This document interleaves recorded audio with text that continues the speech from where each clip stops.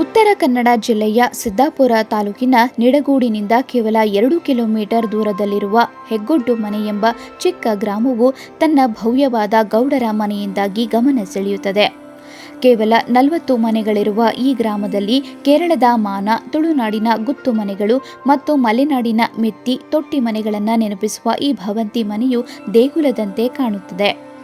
100 ವರ್ಷಗಳ ಇತಿಹಾಸವಿರುವ ಈ ಮನೆಯು ಸ್ವಾತಂತ್ರ್ಯ ಸಂಗ್ರಾಮದ ಕಾಲದಲ್ಲಿ ಗಮನಾರ್ಹ ಪಾತ್ರವಹಿಸಿದೆ. ಈ ವರದಿಯು ಈ ಮನೆಯ ಇತಿಹಾಸ, ವಾಸ್ತುಶಿಲ್ಪ ಮತ್ತು ಸಾಮಾಜಿಕ ಸಾಂಸ್ಕೃತಿಕ ಮಹತ್ವವನ್ನು ವಿವರಿಸುತ್ತದೆ.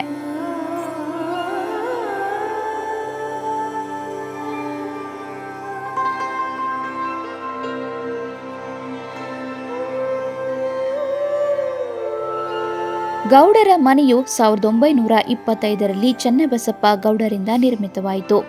ಈ ಮನೆಯ ಮೇಲ್ಮಳಿಗೆಯು ಸ್ವಾತಂತ್ರ್ಯ ಹೋರಾಟಗಾರರಿಗೆ ರಹಸ್ಯ ಆಶ್ರಯ ಸ್ಥಾನವಾಗಿತ್ತು. 50ಕ್ಕೂ ಹೆಚ್ಚು ಹೋರಾಟಗಾರರು ಬ್ರಿಟಿಷರ ಕಣ್ಣು ತಪ್ಪಿಸಿ ಇಲ್ಲಿ ಚಟುವಟಿಕೆಗಳನ್ನು ನಡೆಸುತ್ತಿದ್ದರು. ಎಸ್. ನಿಜಲಿಂಗಪ್ಪ ಮತ್ತು ರಾಮಕೃಷ್ಣ ಹೆಗಡೆಯಂತಹ ಗಣ್ಯರು ಈ ಮನೆಗೆ ಆಗಾಗ ಭೇಟಿ ನೀಡುತ್ತಿದ್ದರು. ಇದಲ್ಲದೆ ಕರ್ನಾಟಕ ಏಕೀಕರಣದ ಸಂದರ್ಭದಲ್ಲಿ ಈ ಮನೆಯಲ್ಲಿ ಹಲವು ಪ್ರಮುಖ ಸಭೆಗಳು ನಡೆದಿದ್ದವು. ಇದು ಈ ಮನೆಯ ರಾಜಕೀಯ ಮತ್ತು ಐತಿಹಾಸಿಕ ಮೌಲ್ಯವನ್ನು ಎತ್ತಿ ತೋರಿಸುತ್ತದೆ. ಈ ರಹಸ್ಯ ಮೇಲ್ಮಳಿಗೆಯ ವಿನ್ಯಾಸವು ಬ್ರಿಟಿಷರಿಂದ ತಪ್ಪಿಸಿಕೊಳ್ಳಲು ಸೂಕ್ತವಾದ ತಂತ್ರವಾಗಿತ್ತು.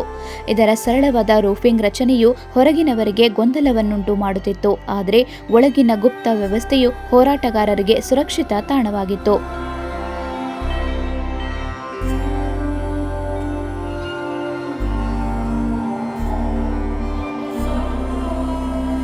ಗೌಡರ ಮನೆಯು 2 ಅಂತಸ್ತಿನ ಕಲ್ಲು ಮತ್ತು ಮಣ್ಣಿನ ಗೋಡೆಗಳಿಂದ ಕೂಡಿದ ಆಯತಾಕಾರದ ಭವನವಾಗಿದ್ದು 1 ಎಕರೆ ವಿಸ್ತೀರ್ಣದಲ್ಲಿ ನಿರ್ಮಿತವಾಗಿದೆ. 60 ಬಾಗಿಲುಗಳು, 80 ಕೊಠಡಿಗಳು, ಹಿತ್ತಾಳೆಯ ಕಿಟಕಿಗಳು ಮತ್ತು ಸೂಕ್ಷ್ಮ ಕೆತ್ತನೆಯ ಚೌಕಟ್ಟುಗಳು ಈ ಮನೆಯ ವಾಸ್ತುಶಿಲ್ಪದ ವಿಶಿಷ್ಟತೆಯನ್ನು ತೋರಿಸುತ್ತವೆ. ಗುಪ್ತ ಮೇಲ್ಮಳಿಗೆಯ ವಿನ್ಯಾಸವು ಈ ಮನೆಯನ್ನ ಇನ್ನಷ್ಟು ಆಕರ್ಷಕವಾಗಿಸುತ್ತದೆ. ಹೊರಗಿನ ಕಲ್ಲಿನ ಗೋಡೆಗಳು ಭವ್ಯವಾದ ದೇವಾಲಯದಂತೆ ಕಾಣುವಂತೆ ಮಾಡುತ್ತವೆ, ಆದರೆ ಒಳಗಿನ ರಚನೆಯು ಕೂಡು ಕುಟುಂಬದ ಅಗತ್ಯತೆಗಳಿಗೆ ತಕ್ಕಂತೆ ವಿನ್ಯಾಸಗೊಳಿಸಲಾಗಿದೆ.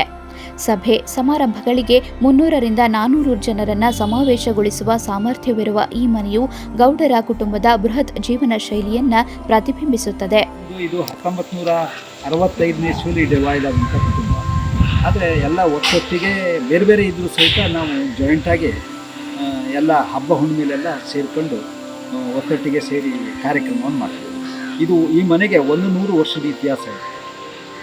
ಇದು ಈ ಮನೆ ಆಸರೆ ಅಂತ ನಾವು ಹೆಸರಿಟ್ಟಿದ್ದೇವೆ. ಇದು ಒಂದು ಕುಟುಂಬಕ್ಕಷ್ಟೇ ಸೀಮಿತವಾಗಿಲ್ಲ. ಅನೇಕ ಕುಟುಂಬಗಳಿಗೆ, ಸಾಮಾನ್ಯ ತಾಲೂಕು, ನಮ್ಮ ಊರಿನಲ್ಲಂತೂ ಸಂಪೂರ್ಣ ಎಲ್ಲ ಕುಟುಂಬಗಳಿಗೂ ನಮ್ಮದೇ ಜಮೀನನ್ನು ಕೊಟ್ಟಿದ್ದೇವೆ.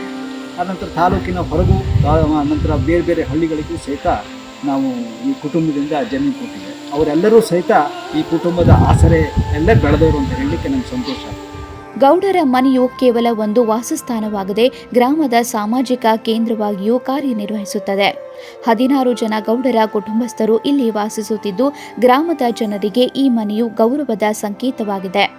ಗೌಡರ ಕುಟುಂಬವು ಗ್ರಾಮಕ್ಕೆ ಹಲವು ಕೊಡುಗೆಗಳನ್ನು ನೀಡಿದ್ದು, ಶಿಕ್ಷಣ, ಆರೋಗ್ಯ ಮತ್ತು ಇತರ ಸಾಮಾಜಿಕ ಕಾರ್ಯಗಳಿಗೆ ಸಹಾಯ ಮಾಡಿದೆ. ಈ ಕಾರಣದಿಂದಾಗಿ ಸ್ಥಳೀಯರು ಈ ಮನೆಯನ್ನ ಅಪಾರವಾಗಿ ಗೌರವಿಸುತ್ತಾರೆ. ಈ ಮನೆಯ ಆತಿಥ್ಯ ಮತ್ತು ಸಾಮಾಜಿಕ ಕಾರ್ಯಗಳು ಗ್ರಾಮದ ಜನರಿಗೆ ಸ್ಫೂರ್ತಿಯಾಗಿದೆ. 3 ಶತಮಾನದ ಇದಕ್ಕೆ 4 ಶತಮಾನದ ಇತಿಹಾಸ ಇದೆ. ಅಂದ್ರೆ 300-400 ವರ್ಷದ ಮೇಲಿದೆ. ಹಿರಿಯವರು ಬೊರಮೇಗೌಡ ಅಂತೇಳಿ ಮೂಲ ಪುರುಷರು. ಅಷ್ಟು ಮೇಲೆ ಕೌಲಿಗೆ ಭಾಳಷ್ಟು ಜನ ಇದಾಗಿದ್ದಾರೆ. ಈಗ ನಮಗೆ ಗೊತ್ತಿದ್ದ ಹಾಗೆಯೇ ಈ ಮನೆ ಕಟ್ಟುವ ಸಂದರ್ಭದಲ್ಲಿ ಚನ್ನಬಸಪ್ಪ ಫಕೀರಪ್ಪ ಗೌಡ ಅಂತೇಳಿ ರಾವ್ ಸಾಹೇಬ್ ಅವ್ರಿಗೆ ಟೈಟ್ಲ್ ಇತ್ತು. ಅವರು ಅಂದಿನ ಕಾಲದಲ್ಲೇ ಅವ್ರು ಕಲ್ತಿದ್ದು 3ನೇ ಕ್ಲಾಸ್ ಆದರೂ ಸಹಿತ ಅವರಿಗೆ 4-5 ಭಾಷೆಗಳನ್ನು ನಿರರ್ಗಳವಾಗಿ ಮಾತಾಡುವಂಥ ಒಂದು ಶಕ್ತಿ ಅವರಿಗೆ. ಅವ್ರ ಸಂದರ್ಭದಲ್ಲಿ ಈ ಮನೆಯನ್ನು ಅವರ ಸಹೋದರರು ಅವರ ಎಲ್ಲ ಸೇರಿ ಈ ಮನೆಯನ್ನು ಗೌಡರ ಮನೆಯ ಮೇಲ್ಮಳಿಗೆಯ ಗುಪ್ತ ವಿನ್ಯಾಸವು ಇದರ ಪ್ರಮುಖ ಆಕರ್ಷಣೆಯಾಗಿದೆ. ಹೊರಗಿನಿಂದ ಸಾದಾ ರೂಫಿಂಗ್ ತರ ಕಾಣುವ ಈ ರಚನೆಯು ಒಳಗಿನ ಗುಪ್ತ ತೆರೆಯುವ ವ್ಯವಸ್ಥೆಯನ್ನ ಹೊಂದಿದೆ. ಈ ವಿನ್ಯಾಸವು ಸ್ವಾತಂತ್ರ್ಯ ಹೋರಾಟಗಾರರಿಗೆ ಸುರಕ್ಷತಾ ತಾಣವನ್ನು ಒದಗಿಸಿತ್ತು. ಇದರ ಜೊತೆಗೆ ಮನೆಯ ಒಳಗಿನ ಭವಂತಿಯು ಸಾಂಪ್ರದಾಯಿಕ ಕರಕುಶಲತೆಯನ್ನ ಪ್ರದರ್ಶಿಸುತ್ತದೆ. ಹಿತ್ತಾಳೆಯ ಕಿಟಕಿಗಳು ಮತ್ತು ಕೆತ್ತನೆಯ ಚೌಕಟ್ಟುಗಳು ಈ ಮನೆಯ ಸೌಂದರ್ಯವನ್ನ ಹೆಚ್ಚಿಸುತ್ತವೆ.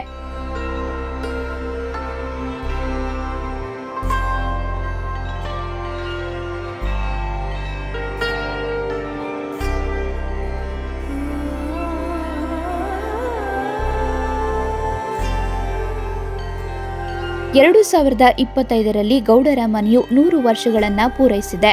ಈ ಭವ್ಯ ಮನೆಯು ಇಂದಿಗೂ ಗೌಡರ ಕುಟುಂಬದ 16 ಜನ ಸದಸ್ಯರಿಗೆ ವಾಸಸ್ಥಾನವಾಗಿದೆ. ಈ ಮನೆಯ ಐತಿಹಾಸಿಕ ಮತ್ತು ಸಾಂಸ್ಕೃತಿಕ ಮಹತ್ವವು ಪ್ರವಾಸಿಗರನ್ನ ಆಕರ್ಷಿಸುತ್ತದೆ. ಗಂಗಾಧರ್ ಗೌಡ, ದಯಾನಂದ್ ಗೌಡ ಮತ್ತು ಸುಜನ್ ಗೌಡರಂತಹ ಕುಟುಂಬದ ಸದಸ್ಯರು ಈ ಮನೆಯ ಶ್ರೀಮಂತ ಪರಂಪರೆಯನ್ನ ಮುಂದುವರಿಸುತ್ತಿದ್ದಾರೆ.